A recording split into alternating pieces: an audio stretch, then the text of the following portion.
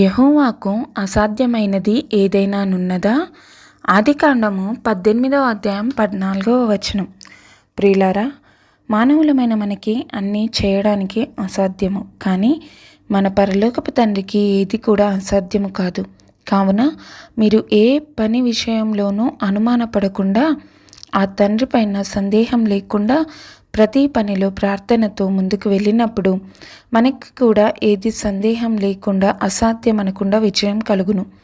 ముసలి వాళ్ళైన అబ్రహాము శారా గారికి, గర్భము ఉడిగిన శారా గారికి సంతానాన్ని కలుగజేస్తాను అని మాట ఇచ్చిన ఆ దేవుడు మాట ఇచ్చినట్టే వారికి సంతానాన్ని అనుగ్రహించారు.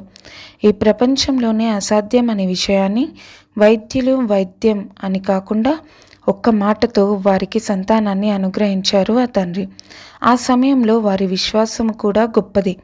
అలాంటిది మనకి సమస్యలను ఎదిరించే శక్తి ఇవ్వరా?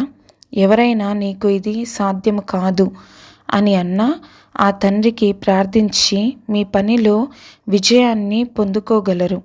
అలానే పిల్లల కోసం ఎదురుచూసి ఎన్ని రోజులు సంవత్సరాలు అయినా సరే ఆ తండ్రి మీకు అనుగ్రహించును.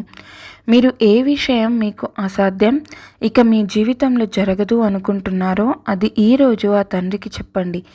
ఈ ఉదయకాలం ఆ తండ్రి మీ ప్రార్థనకు జవాబు ఇచ్చి మీకు విజయాన్ని ఇవ్వాలని ప్రార్థించుచున్నాను.